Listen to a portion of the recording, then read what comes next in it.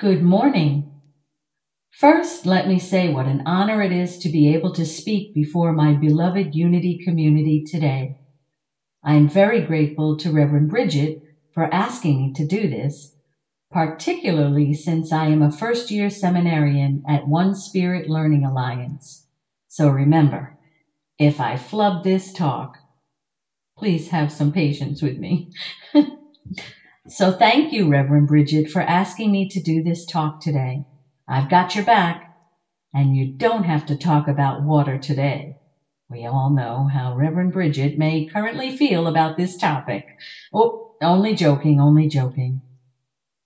My talk today is titled, When You Think About Water. Water, as most of us understand, is an essential element in our lives. It sustains us, cleanses us, and nourishes us. When you think about water, you might immediately think about this beautiful blue planet's vast oceans, rivers, lakes, and even the rain and snow that falls from the sky. But water is just so much more than just a beautiful natural resource. It truly is an integral part of our daily lives, and we use it in so many ways. So much, of course, that we truly do take it for granted, particularly those of us who live in first world countries. The water you drink today has journeyed across the ages and the universe just to reach you. Treat it with respect and reverence, for it is more than a resource. It is the source of life itself. That quote is given to Anonymous, but I like to believe that maybe it came from the universe itself. According to science, humans are made up of approximately 78% water. H2O, 2 hydrogen, 1 oxygen molecule, is the chemical makeup most prevalent in our bodies. On average, a person can only survive without water for about 3 to 5 days. There is no debate about it. We need water to survive, and so does every living thing on this planet. It also basically means our bodies are living containers for water to get around on Earth where we think water isn't. It's like, in some way, we are 3/4 filled water balloons walking around on legs. Just think about that. So on that note, I wanted to take you on a different kind of meditation, one that's more like a journey. I will point out to us just how much we rely on water in a typical day in a first world country. So let's take a moment just to settle in and find a comfortable position. Take a deep breath in, and as you exhale, release any tension in your body. Let go of any thoughts or worries that might be occupying your mind currently. Just breathe. When you think about water, let's rewind your mind and imagine yourself just beginning to start a day. Now, move your imagination into the different ways we can use water daily in our lives. As soon as we awake, water is used for flushing, brushing, bathing, washing, and shaving, all from pushing a lever or turning a knob. Voila, water flows. Perhaps you may fill a pot to make some coffee or tea for your morning breakfast. Can't have them without water? Yep, just turn the knob. We reach into a refrigerator for liquids like milk, cream, or juices, all of which wouldn't exist if the cows or trees weren't watered? Maybe you're going to fill a pot of water to boil some eggs, or add water to make oatmeal or pancakes for today's breakfast. After breakfast, those dishes will go into a sink where water will be used to rinse them to go into a dishwasher or washed with soap to make them clean again. All just by the turn of a knob or a flick of a switch. Water. Oh, let's run downstairs or wherever you keep your laundry. Is your setting small or large? Hot or cold? Whatever it is, water flows and cleans your clothing. After breakfast, you might want to brush your teeth again or fill up a cup of water to take your vitamins or medicines. Whoops, it may be time to flush again. Don't forget to wash your hands. Your beautiful fur babies need water in their bowls too. Remember to fill them up. Those beautiful plants of yours need a drink too. Be sure to make sure you water them. How about if it's summertime and you have a lawn? Do you set a sprinkler system? Get out the hose? Water. Maybe you'll grab a bottle of water before you get into your car to drive and get some groceries, all of which are in cooling containers iced by water, or vegetables grown with water, or meats and dairy raised with water. And guess what? That reusable bag you brought for your groceries? Somewhere along the line, water was used to create it. Whoops! Before we get on the road again, I'd better stop at the restroom. Another flush and wash of hands. Come home. Unpack. Oh, it's time to clean the house. Every cleaning agent you use has something to do with water. Every spray, every scrub, every floor cleaner, all of it has water in it. And don't forget to mop the floors. Whew, you're working hard. You're sweating. That's water doing its job in your body. Oof, you sure are feeling thirsty. But ding dong, your lovely neighbor just invited you over for a quick swim in their pool. Oh, why, yes, I would like an umbrella in my beverage, thank you. Extra ice, please. That pool, your drink, all made with water. Oh, you do float well. That's because the water in you makes you buoyant. Now it's time to cook dinner.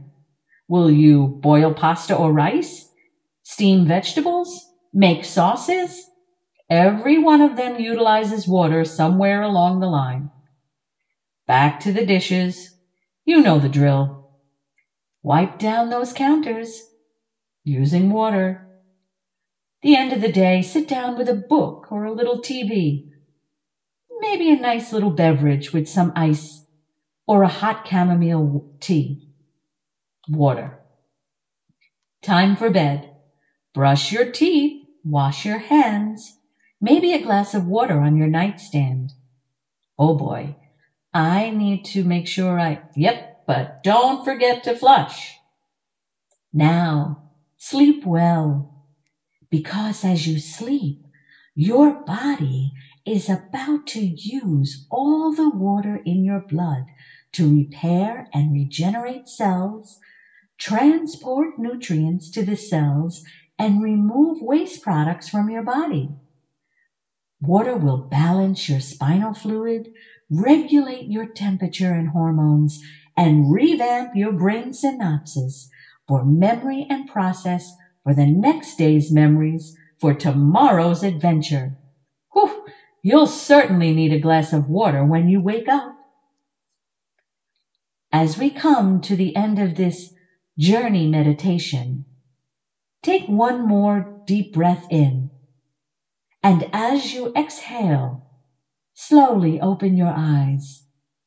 You can breathe because of the exchange of the air that is moistened by water vapor in your lungs, and your eyes can now see in part because of the tears created by water that are continually keeping them moist.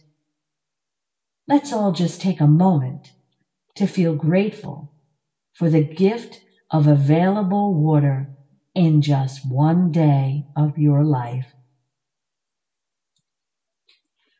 When you think about water, as exampled by our meditation, water is a substance that is so common to us that we hardly give it a second thought. It falls from the sky as rain or snow, fills our oceans and flows through our rivers and streams, comes out of taps on demand.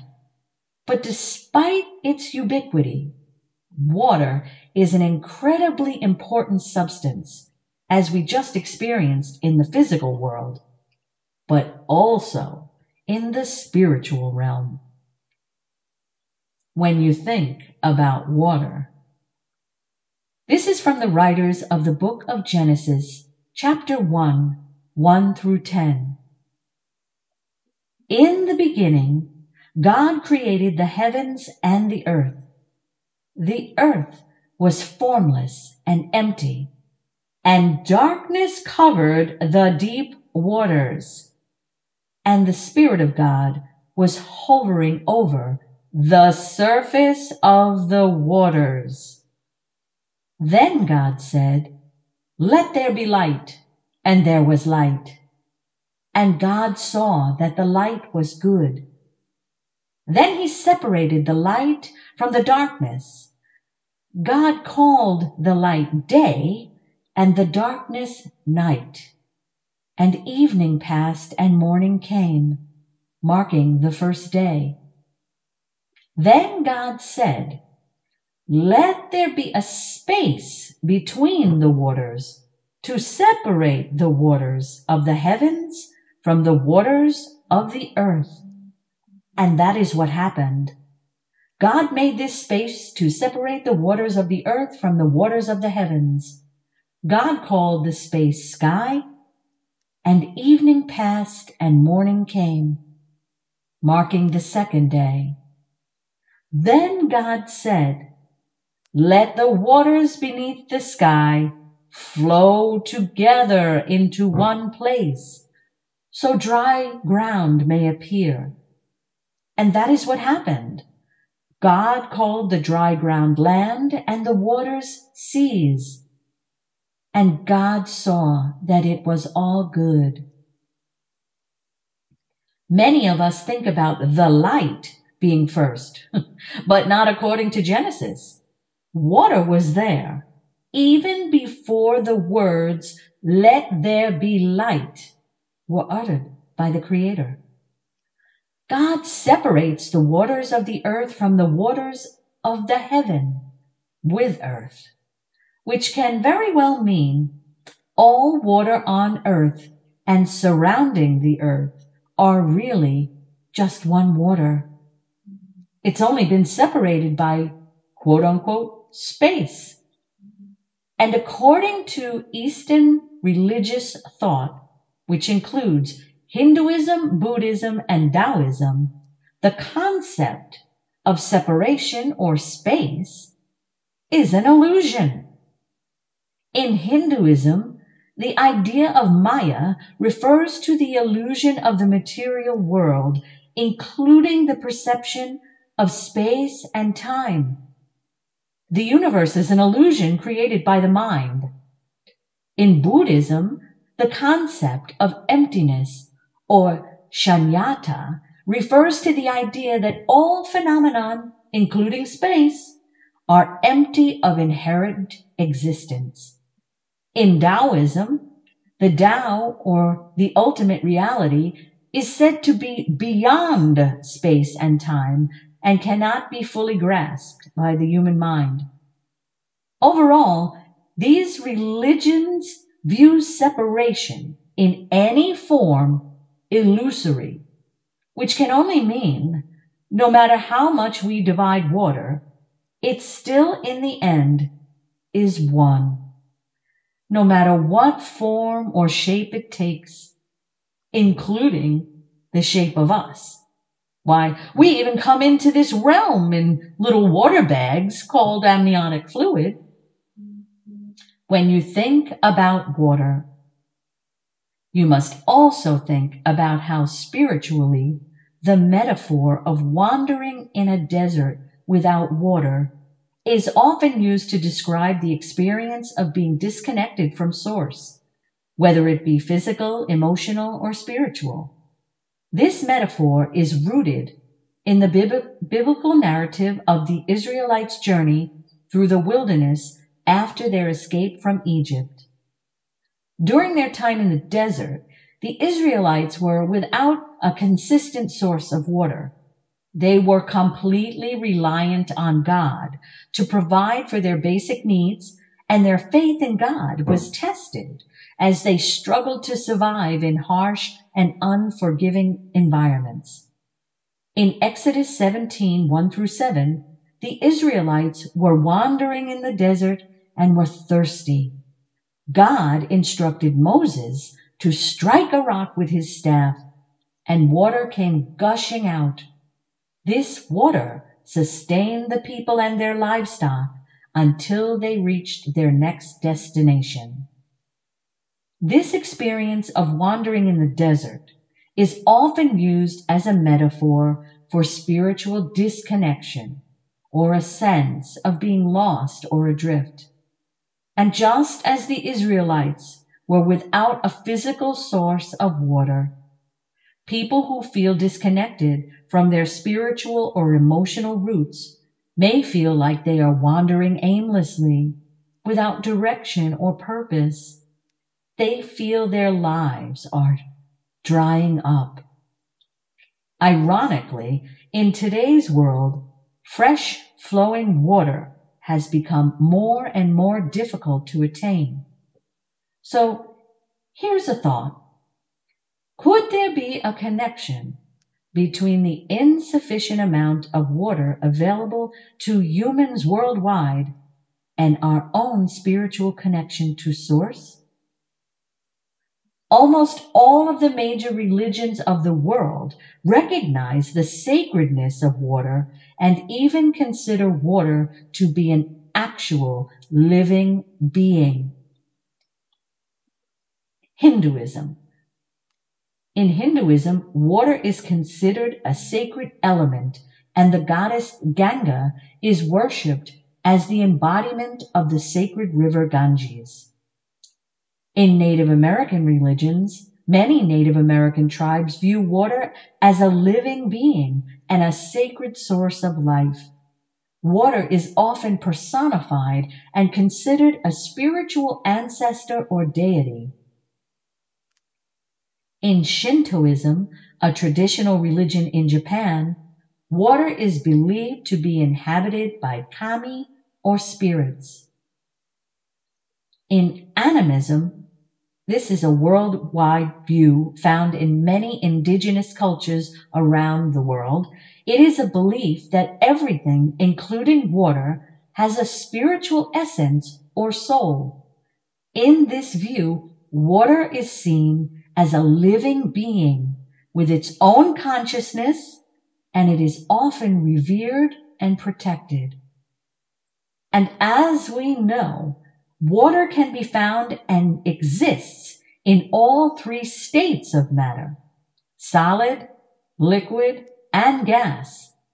This is because of its molecular structure, which allows it to form hydrogen bonds with other water molecules.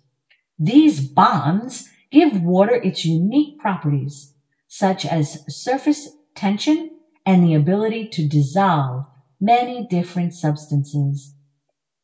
Like our belief in something greater than ourselves, water can become whatever is needed at any given moment, in any given form, and actually save us from death if it is given the opportunity to connect with others. And as the saying goes by Rumi, you are not a drop in the ocean. You are the entire ocean in a drop. Please keep this in mind today as we hear from Kenyan Rotary Club Community Service Director, Moses Keteko. His village is suffering from a most terrible drought. The people of the village must walk for miles every day with buckets just to find clean water to use for their families and their livestock, all of which are dwindling and dying. Khalil Gibran is quoted as saying, "The water's murmurs are the voice of the infinite, and the earthly things are but the footprints of the transcendent." So in conclusion, when you think about water, let us be the water's murmurs and share our flow and blessings to be that water connection, that water bond for the village in Kenya. Let's bond with them, and we can be the water's murmurs of the infinite and assist them in building the deep well to help their community to flourish, to grow, and to flow once again. Thank you.